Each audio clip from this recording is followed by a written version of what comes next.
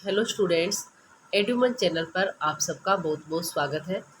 हमारी एक PYQ series चल रही है जिसके अंदर जितने भी पुराने एग्ज़ाम्स हुए हैं होम साइंस से रिलेटेड उनमें जो भी मोस्ट इम्पोर्टेंट क्वेश्चन जो बार बार में रिपीट हुए हैं उन क्वेश्चन की एक सीरीज चलाई जा रही है। और ये सीरीज़ आप लोगों के लिए बहुत ही फ़ायदेमंद साबित होने वाली है, चाहे वो आरपीएससी ग्रेड फर्स्ट का एग्ज़ाम हो, नेट, सेट, एच टेट या फिर असिस्टेंट प्रोफेसर या UP, PGT, TGT, D triple S B, कोई भी एग्ज़ाम जो होम साइंस से रिलेटेड हो उनमें ये क्लास आपके मददगार साबित होगी, ऐसी मैं उम्मीद करती हूँ। तो चलिए स्टूडेंट्स, शुरू करते हैं आज की अपनी class. Question 21, which of the following is the symptom of Bitot spot.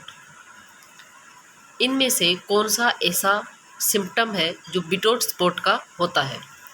Option A, black colour triangle spot located in conjunctiva. B, grey colour triangular spot located in conjunctiva.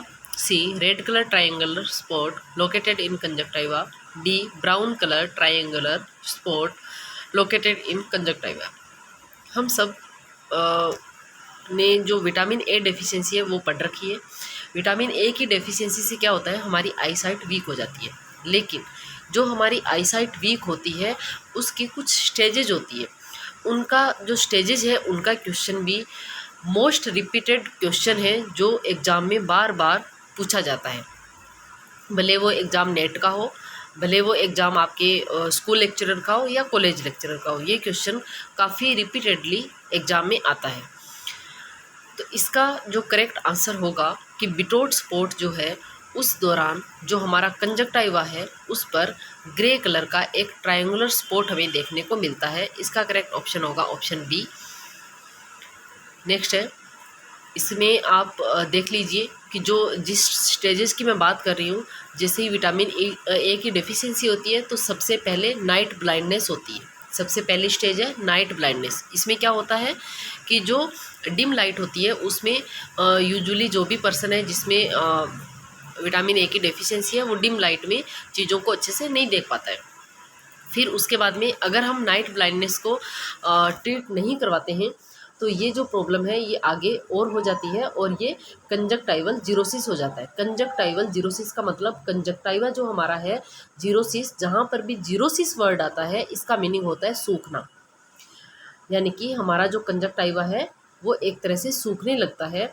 इस दौरान क्या हो जाता है, thickening, wrinkling and pigmentation of the conjunctiva. जो हमारा conjunctiva है वो थिक होने लग जाएगा, उसमें रिंकलिंग होने लग जाएगी और पिगमेंटेशन शुरू हो जाएगा। उसके बाद की स्टेज आती है बिटोट स्पॉट, जिसके बारे में हमने क्वेश्चन के अंदर डिस्कस किया है कि इसके अंदर एक मडी और dry triangular patches on conjunctiva. हमारा जो कंजक्टाइवा है, जो कंजक्टाइवा क्या होता है, हमारी आई में जो वाइट वाला पोर्शन आपको दिखाई देता है उसको हम कंजक्टाइवा कहते हैं। जो कंजक्टाइवा है उसमें एक ड्राई ट्रायंगुलर जो पेच है वो हमें देखने को मिलता है। जब हम बिटोट स्पॉट को भी ट्रीट नहीं करवाते हैं तो ये प्रॉब्लम और आगे फैल जाती है और कॉर्नियल जीरोसिस, जो हमारा कॉर्निया वाला पोर्शन है उसकी भी जीरोसिस शुरू हो जाती है। यानी कि कॉर्निया जो है वो भी सूखना शुरू हो जाता है। और उसके बाद में आता है केरेटोमलेशिया। केरेटोमलेशिया जो है उसके अंदर क्या होता है कि हमारा जो कॉर्निया है उसमें अल्सर हो जाता है और कॉर्निया मेल्ट होना शुरू हो जाता है, यानी कि कॉर्निया के अंदर घाव हो जाता है। और ये जो स्टेज होती है ये नॉन रिवर्सिबल स्टेज होती है, यानी कि इसको हम वापस रिवर्स नहीं कर सकते हैं। और उसके बाद में लास्ट स्टेज आती है कॉर्नियल स्केयर, यानी कि हमारा जो कॉर्निया है वो पूरी तरह से क्या हो जाता है, उसमें स्केयर घाव हो जाते हैं हमारी आइज के अंदर। ये भी इरिवर्सिबल होता है, यानी कि ये स्टेज भी इरिवर्सिबल है, इसको भी हम ट्रीट नहीं कर सकते। तो आपको ये स्टेजेस याद रखनी है एज इट इज़। ये स्टेजेस आपको एग्जाम में बार बार पूछी जाती है। सबसे पहले नाइट ब्लाइंडनेस, उसके बाद में कंजक्टाइवल जीरोसिस, फिर Bitot spot, corneal xerosis, keratomalacia and corneal scar. Next है, which one of the following minimize to the deterioration of fats and oils during storage. Storage के दौरान जो फैट और ऑयल है उनका जो डिटेरियोरेशन है, यानी कि उनके भंडारण के दौरान जो उनमें ख़राब हो जाता है फैट और ऑयल, उसको मिनिमाइज कैसे कर सकते हैं। इसमें ऑप्शन ए है anti caking agent, B antioxidant, C emulsifier और डी है प्रिजर्वेटिव। इसके कोड्स दिए गए हैं, कोड के अकॉर्डिंग देखो इसका option A only A, B only B, C only C और D all of the above.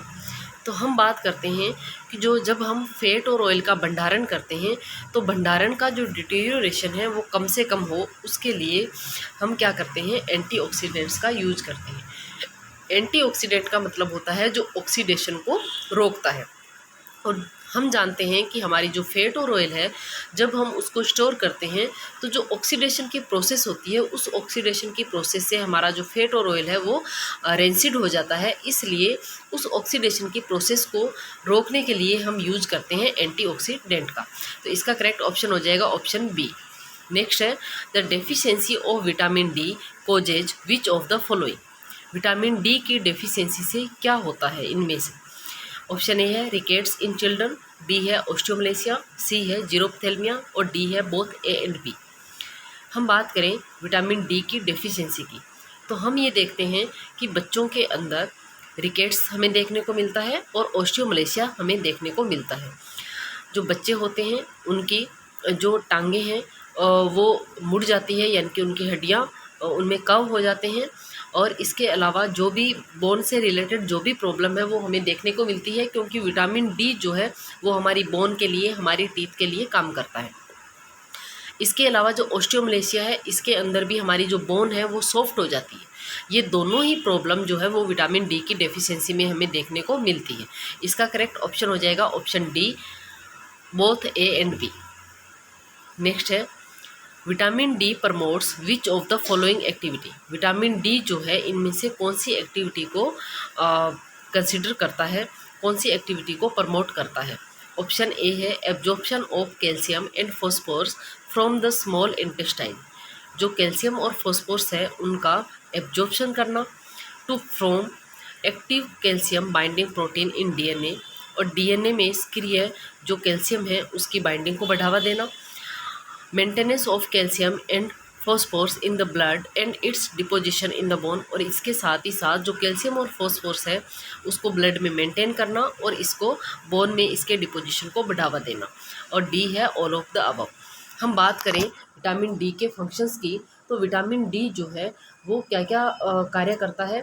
वो कैल्शियम और फॉस्फोरस के एब्जॉर्प्शन को बढ़ाने का काम भी करता है, और वो कैल्शियम का जो एक्टिव फॉर्म है उससे जो डीएनए जो है उसके निर्माण में भी सक्रिय योगदान देता है। इसके अलावा जो कैल्शियम और फॉस्फोरस है उसको ब्लड में जो उसकी मात्रा है उसको मेंटेन करता है, और हमारी बोन्स में भी कैल्शियम और फॉस्फोरस के डिपोजिशन को बढ़ाने का काम करता है। तो इसका करेक्ट ऑप्शन हो जाएगा आपके option D, all of the above. Next है which of the following is the most active form of vitamin D. Vitamin D की जो मोस्ट एक्टिव फॉर्म है वो कौन सी है। ऑप्शन ए है 25 D hydroxy vitamin D, B है 125 D hydroxy D3, सी है 124 डी हाइड्रोक्सी D3 और डी है 24 डी हाइड्रोक्सी D3। अगर हम बात करें active form of vitamin D की तो हमारा करेक्ट ऑप्शन होगा option B 125 D hydroxy D3। जो 125 डी हाइड्रोक्सी D3 है ये विटामिन डी की एक्टिव फॉर्म है। ये क्वेश्चन भी एग्जाम में काफ़ी बार पूछा जाता है। नेक्स्ट है restrictions of salt intake is generally recommended in which one of the following. आमतौर पर जो नमक है उसके सेवन का प्रतिबंध जो है वो कौन सी बीमारी में लगाया जाता है। ऑप्शन ए है सिरोसिस ऑफ लीवर, बी है डायबिटीज मेलाइटस, सी है हाइपरटेंशन और डी है पेप्टिक अल्सर। जो सिरोसिस ऑफ लीवर होता है यानी कि जब हमें कोई लीवर की प्रॉब्लम होती है तो उस दौरान जो है वो प्रोटीन है उसको रेस्ट्रिक्ट किया जाता है। डायबिटीज़ मेलाइटस के अंदर ऐसी चीज़ें जिनसे हमारा ग्लूकोज लेवल बढ़ता है उनको रेस्ट्रिक्ट किया जाता है। पेप्टिक अल्सर के अंदर जितने भी हमारे मिर्च मसाले होते हैं या ऐसा भोजन जिसमें फाइबर कंटेंट ज़्यादा होता है जिससे एसिड सिक्रेशन ज़्यादा हो, ऐसे भोजन को रेस्ट्रिक्ट किया जाता है। और हाइपरटेंशन के अंदर हमारे जो साल्ट इनटेक है उसको रेस्ट्रिक्ट किया जाता है। तो इसका करेक्ट ऑप्शन हो जाएगा option C hypertension.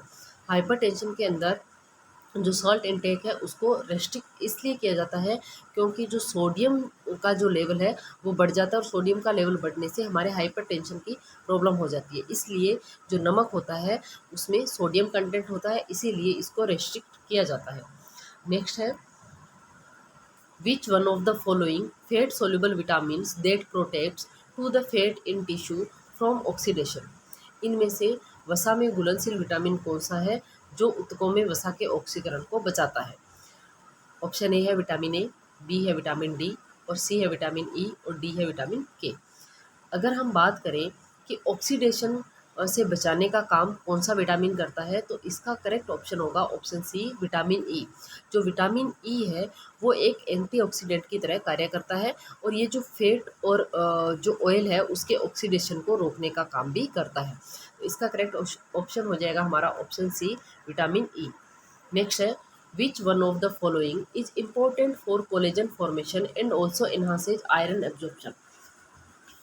Option A है ascorbic acid, B folic acid, C है निकोटिनिक एसिड, और डी है नन ऑफ दिस। जो कोलेजन फॉर्मेशन के लिए और हमारे आयरन एब्जॉर्प्शन को बढ़ाने के लिए इनमें से कौन सा ऐसा कंटेंट है जो हेल्प करता है? तो अगर हम बात करें ऑप्शन ए की एस्कॉर्बिक एसिड, एस्कॉर्बिक एसिड किसका नाम है? विटामिन सी का केमिकल नेम है।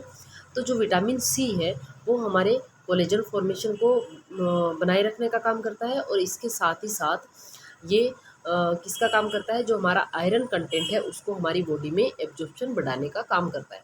यानी कि अगर हम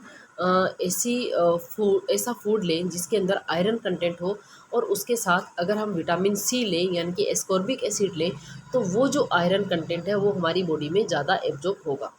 तो इसका करेक्ट ऑप्शन हो जाएगा आपके option A ascorbic acid. Next है, food balance sheets provide information on which one of the following.